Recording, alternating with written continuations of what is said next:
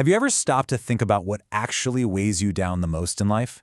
Right, we usually jump straight to numbers, credit cards, mortgages, the endless student loans. But what if I told you that the heaviest, absolute most crushing debt you carry has literally nothing to do with money? What if the most expensive thing you owe is an invisible emotional debt, and it's driven by the very things you desire most? In this explainer, we're going to unpack a really mind-bending concept that will completely flip how you look at your own ambition, your desires, and honestly, your entire drive to succeed. So, welcome to the Explainer. Today we're diving deep into a brilliant piece of sci-fi source material called Zen Debt, The Cost of Craving. Let's get right into it. Now, I know it says sci-fi, but don't let that label fool you. The story acts as this stunningly accurate mirror for our modern lives.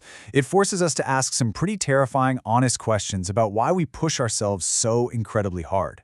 To really grasp this, we got to start where the story kicks off, down in the drenched, suffocating lower levels of a futuristic city called Sector 12. The text paints this vivid picture. It says the rain here doesn't just fall, it accumulates. It's described as a slow, democratic misery.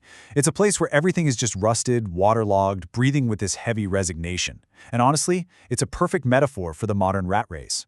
Sector 12 captures that exhausted, underwater feeling we all get when we're just trying to survive, trapped in systems designed to drain our energy while we're barely keeping our heads above water. And it's right here, in this grinding, miserable environment, that we hit the core concept, structural debt. See, in this world, people don't just owe cash, they owe the craving itself. Imagine the ultimate, inescapable subscription service, but for your ego. Structural debt is defined as those deep, emotional cravings we adopt just to get by. Maybe you're chasing status, maybe you need absolute control over every little detail, or maybe you just need constant distraction so you don't have to sit alone in silence. The story pitches this radical idea. The craving itself, that's the principle of the loan. And the suffering you go through to maintain that craving, that is the interest. This brings us to our main guy, Vex. He's totally trapped in this cycle, running on a never-ending treadmill, relentlessly chasing credits and these haptic tech packages. But here's the kicker. When he's finally offered a way out, a real chance to have the craving completely removed, he freezes. He has this terrifying realization and asks, without the wanting, who would I be? It hits him that his entire identity, his whole sense of self, is built entirely around getting more. The wanting is literally the only thing that feels like it belongs to him. He is terrified that if he stops craving things, he'll just cease to exist. And what's wild is that Vex isn't alone in this. Every character carries their own specific flavor of this invisible debt. Take Petra. She owes a huge debt to status. Without external validation, her whole world collapses. Then there's Fenris, who needs non-stop sensation and stimulation just to prove he's still breathing. Drow is basically suffocating under a debt of control, putting on this exhausting theater of safety just to keep the chaos out. And then there's Vex, whose debt is the craving itself, feeling like he has to earn his right to exist. Looking at this lineup, it kind of makes you wonder, doesn't it? Which of these invisible debts are you paying interest on today? To break these chains, Vex tracks down a mysterious debt collector named Sable. But Sable is not your typical knee-breaking collector. Her weapon of choice is the question. And she hits Vex with this devastating Socratic question that I actually want to pose directly to you. Think about this for a second.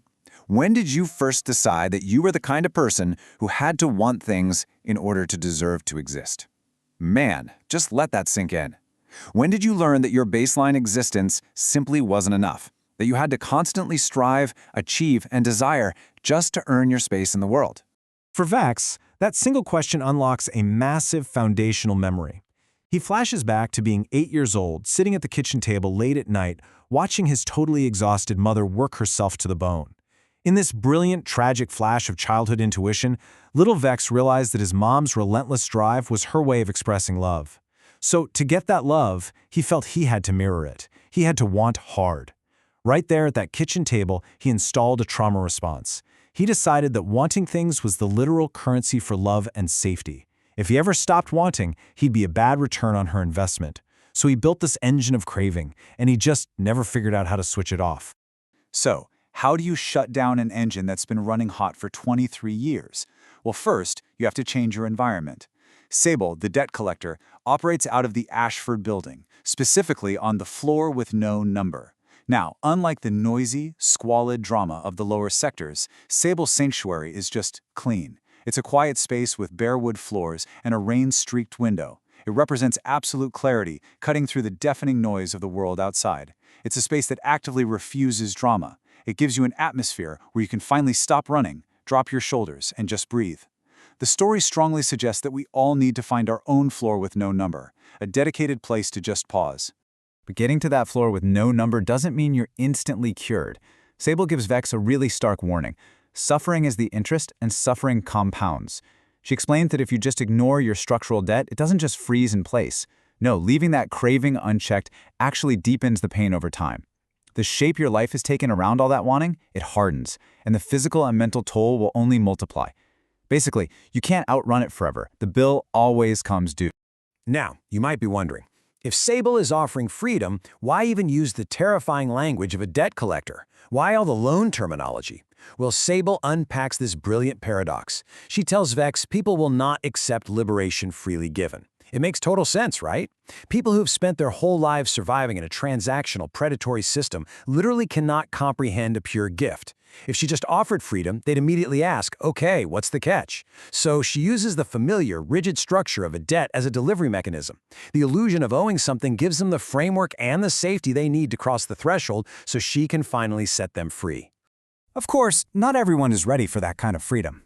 We meet another character, Kyle, who flat out refuses Sable's help. He thinks his painful, burning ambition is the only fire he has left. But Sable sees right through it. She identifies this fire of wanting as nothing but smoke and friction, a totally fake heat that's maintained purely by deprivation and starvation. She contrasts this with what she calls the native fire. This is the genuine passion burning beneath all that craving. The native fire is self-sustaining, it's quiet, and it is deeply present. You don't have to frantically feed it to keep it alive. You just have to stop blocking it. So how exactly does Sable extract this invisible debt? Interestingly, she doesn't use force. The actual mechanics of her collection are incredibly profound. Her rule is simple: the choosing is the payment. Sable just asks the right questions to make the invisible debt visible. And once a person can clearly see that their craving was just a choice installed by someone else, they can finally make their own choice to put it down. She never pries it from their hands. The debtor has to consciously, voluntarily open their own hand, and that conscious choice to let go, that is the only payment she ever accepts. Which brings us to a really massive question. What actually remains after the craving is gone? When you're no longer blowing all your energy feeding that false fire, what do you do with your life? Well, for Vex and the others who get free, they pivot. They start building something profoundly necessary, something they call the architecture of grief. They realize their futuristic society is packed with endless simulations for joy and distraction, but there is absolutely zero space for people to safely process loss.